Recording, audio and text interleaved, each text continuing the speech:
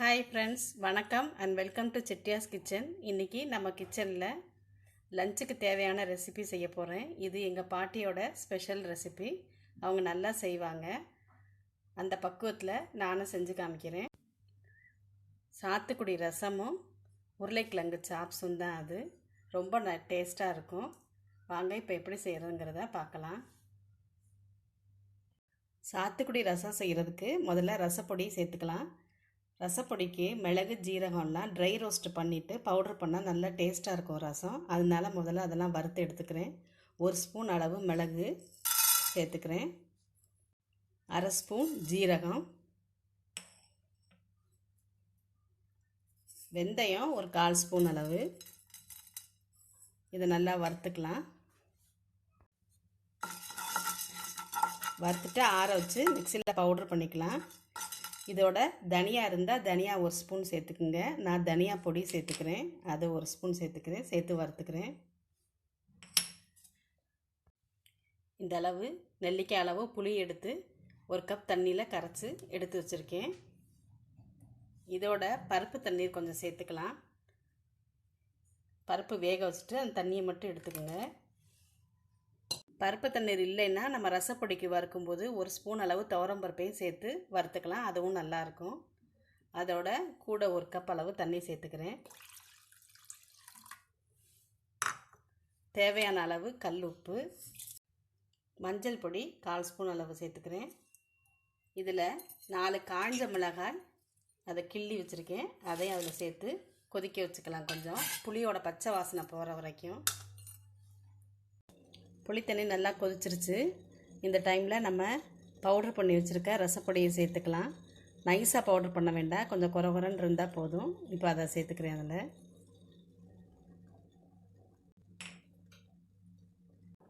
சேர்த்து நல்லா கலந்து விட்டுருங்க. ஒரு கொதி வரட்டும்.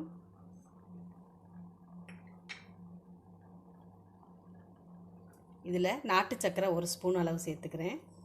இது நல்ல டேஸ்ட்டு கொடுக்கும் ரசத்துக்கு. ரசம் நல்லா கொதிச்சிருச்சு. இப்போ நம்ம தாளிச்சுக்கலாம். ஸ்பூன் அளவு நெய் எடுத்திருக்கேன். ரசம் நெய்யில் தாளித்தா நல்லாயிருக்கும். அதில் 1/2 ஸ்பூன் அளவு கடுகு சேர்த்துக்கலாம். கடுகு நல்லா பொரிஞ்சதும் பெருங்காயப்பொடி, கருவேப்பிலை சேர்த்துக்கலாம். சேர்த்து ரசத்தில் சேர்த்துடுறேன்.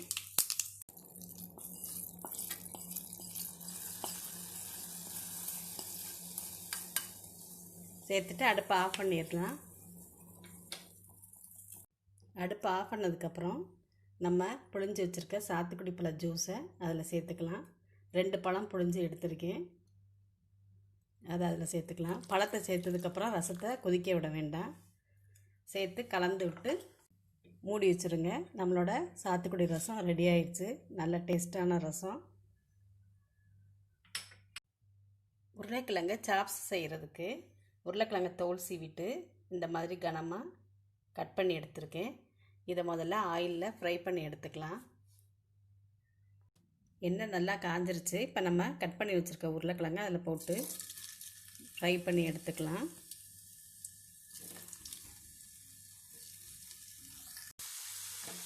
உருளைக்கிழங்கு நல்லா ஃப்ரை ஆயிடுச்சு. இந்த ஸ்டேஜில் எடுத்துக்கலாம். இதே மாதிரி எல்லா உருளைக்கிழங்கு பீசஸையும் போட்டு பொரித்து எடுத்துக்கலாம். கட் பண்ணி வச்சுருந்த உருளைக்கிழங்கெல்லாம் ஃப்ரை பண்ணி எடுத்துக்கிட்டாச்சு. இப்போ இதுக்கு தேவையான மசாலா அரைச்சிக்கிட்டுலாம். மிக்ஸி ஜாரில் 1 டீஸ்பூன் அளவு சோம்பு,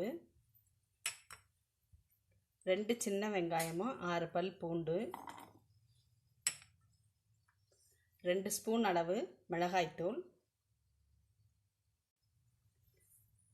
சாப்ஸ்க்கு தேவையான உப்பு எல்லாத்தையும் சேர்த்து நல்லா அரைச்சி எடுத்துக்கலாம். தேங்காய் வேணுன்னா 2 டீஸ்பூன் அளவு தேங்காய் சேர்த்துக்கலாம். நான் சேர்க்கலை. வேணும்னா நீங்கள் சேர்த்துக்குங்க. பேனில் 2 டேபிள் ஸ்பூன் அளவு எண்ணெய் ஊற்றி காய வச்சுருக்கேன். அதில் 1/2 ஸ்பூன் அளவு சோம்பு போட்டு தாளிச்சுக்கலாம்.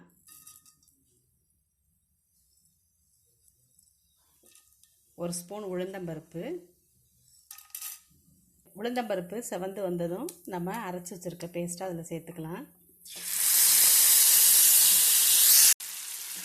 சேர்த்து நல்லா கிளறி விடுங்க.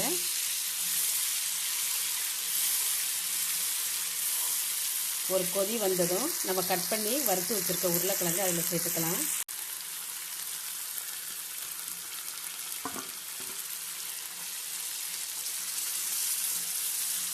நல்லா கலந்து விட்டுருங்க.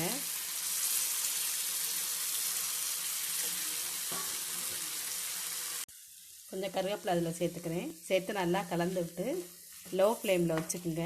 நல்லா ரோஸ்ட் ஆகி இந்த மசாலா எல்லாம் நல்லா ஃப்ரை ஆகி வரும்போது இறக்கிக்கலாம். நம்மளோட உருளைக்கிழங்கு சாப்ஸ் ரெடி ஆயிடுச்சு. இப்போ இறக்கி வேறு பாத்திரத்துக்கு நான் மாற்றிக்கிறேன். நம்மளோட சாத்துக்குடி ரசமும் உருளைக்கிழங்கு சாப்ஸ் ரெண்டுமே ரெடி ஆயிடுச்சு. இது நல்ல காம்பினேஷனாக இருக்கும். நீங்களும் ட்ரை பண்ணி பாருங்கள். இந்த வீடியோவை லைக் பண்ணுங்கள், ஷேர் பண்ணுங்கள், உங்கள் கமெண்ட்ஸ் பதிவு பண்ணுங்கள். மறக்காமல் சப்ஸ்கிரைப் பண்ணிக்கோங்க. தேங்க்யூ.